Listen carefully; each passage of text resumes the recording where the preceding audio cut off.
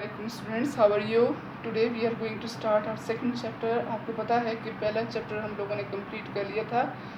अब second chapter में जो बहुत इंपॉर्टेंट चीज़ है वो कुछ मैक्रो इकोनॉमिक्स की टर्मिनोलॉजीज़ हैं, कुछ कंसेप्ट्स हैं जिनको जानना ज़रूरी है. इसमें आज एक बहुत इंपॉर्टेंट जो चीज़ है वो है consumption, savings and investment. Consumption क्या है? आपको पता है कि एवरीडे लाइफ में हम बहुत ज़्यादा एक्सपेंडिचर्स करते हैं on those communities which provide us direct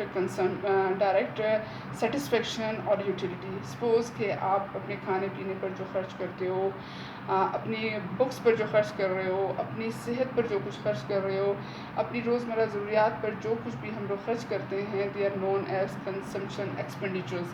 So consumption expenditures means that part of income which are made on consumer goods which provide us direct satisfaction or utility. अब consumption में दो terminologies बहुत important हैं. इसमें है average propensity to consume and marginal propensity to consume. Average propensity to consume means ratio of total consumption to total income. यानी total national income में से how much we are going to make on consumption expenditures. तो वो चीज़ जो है वो एक ratio है, यानी ratio of consumption to national income. इसको सिंपल जो है तरीके से फार्मूला में की फॉर्म में हम लोग ला सकते हैं कि average propensity to consume is equal to C/Y. It means total consumption divided by total national income. Second है marginal propensity to consume, MPC. Marginal shows change. अब इसमें क्या है कि with the change in national income, consumption also changes. अगर आपकी आमदनी बढ़ जाती है, of course you are spending more. अगर आपको जो है वो कम दिया मिलता है या कम इनकम हासिल होती है तो ऑफ कोर्स जो है are expenditure also decreases. With the change in income are consumption also changes. यानी जैसे आमदनी बढ़ेगी हम लोग जो है वो ज़्यादा खर्च करेंगे, मार्केट के अंदर हम लोग जो है वो ज़्यादा एक्सपेंडिचर्स जो है वो करेंगे. और अगर हमारी आमदनियाँ कम हो जाती है ऑफ कोर्स जो है हमारी कंजम्पशन भी मुतासर होती है. सो marginal propensity to consume shows the ratio of change in consume to change in income. इसको यूँ कह सकते हैं कि MPC is equal to delta C divided by delta Y. अब एक चीज़ नोट करें कि आप जो है कंजम्पशन के का ये कर्व है यानी OC और जो है OY, ये आपको जो है एक वर्टिकल लाइन नज़र आ रही है जो OC है. इसके साथ साथ एक हॉरिजॉन्टल लाइन है जो इंडिकेट करती है नेशनल इनकम को. आप इसके साथ साथ 45 डिग्री का एक कर्व भी देख रहे हैं जैसे C+S, यानी total national income is equal to consumption plus saving. अब इसके साथ जो है वो आप एक और कर्व जो है वो देख रहे हैं C का.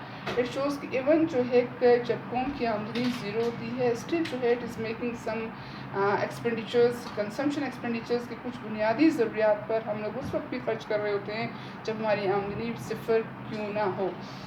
अब इसके जो है यानी सिफर आमदनी के बावजूद, ज़ीरो आमदनी के बावजूद हमें कुछ ना कुछ एक्सपेंडिचर्स लाजमी करने पड़ते हैं for the survival of life.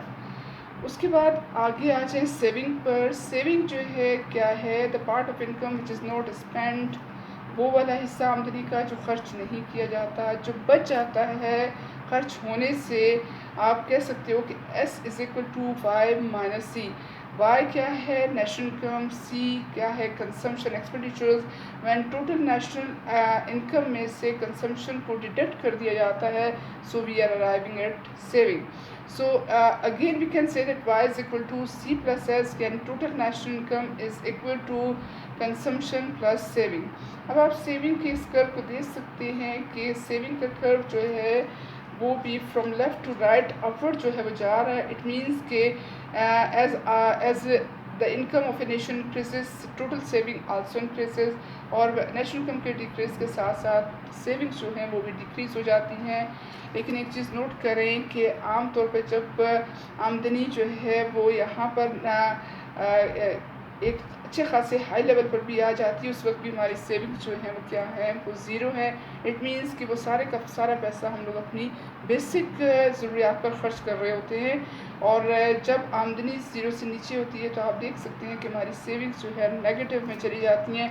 وہ ایکچولی یہ اس وقت ہوتا ہے کہ اگر ہم لوگ کچھ بھی نہ کما رہے ہوں تو ہم لوگ جو ہے پھر بھی ہم لوگ کچھ نہ کچھ قرض لے کر اپنے اوپر خرچ کر سکتے ہیں، اپنی بنیادی ضروریات کو پورا کر سکتے ہیں۔ اس میں بھی دو ٹرمینالوجیز جو ہے وہ آپ دیکھ سکتے ہیں کہ average propensity to save is equal to S divided by Y. It shows that ratio of savings to income, یعنی آؤٹ آف نیشنل انکم ہم لوگ کتنا حصہ جو ہے وہ سیو کر رہے ہیں۔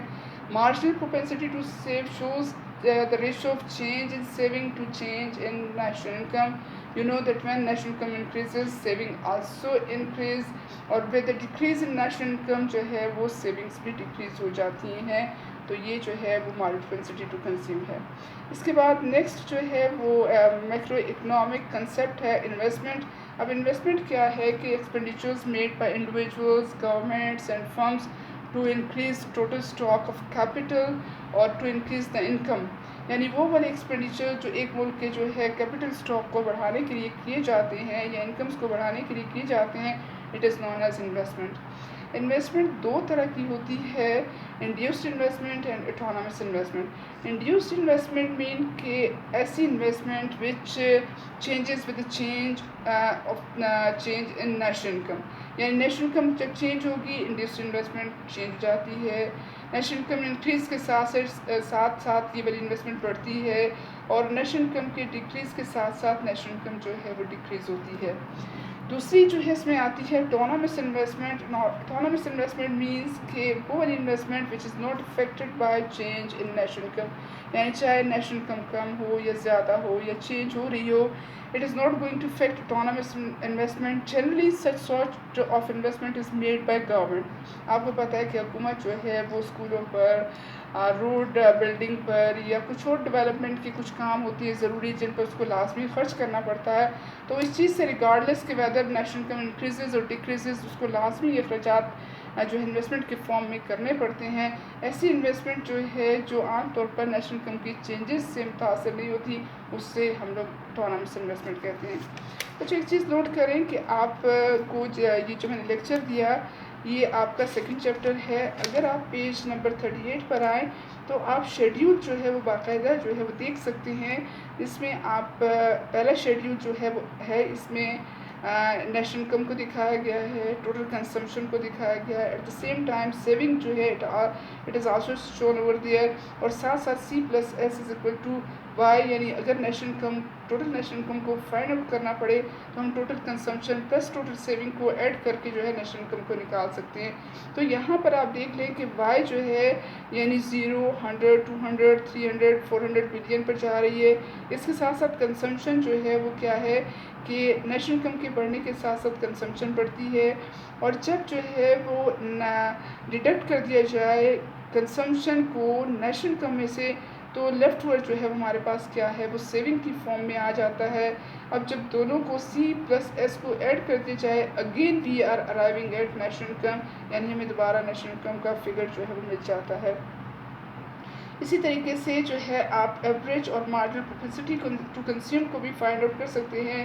ایوریج پروپنسٹی ٹو کنزیوم کے لیے آپ کیا کریں گے کہ آپ کنزمپشن کو نیشنل انکم سے ڈیوائڈ کریں گے، اور مارجنل کے لیے دونوں کی چینج کو کہ with the change in national income how much change is there in consumption, یعنی کنزمپشن میں کتنا چینج آیا ہے، نیشنل انکم میں کتنا چینج آیا ہے، تو دونوں کے چینج کو ڈیوائڈ کر کے ہم مارجنل پروپنسٹی ٹو کنزیوم کو فائنڈ آؤٹ کر سکتے ہیں۔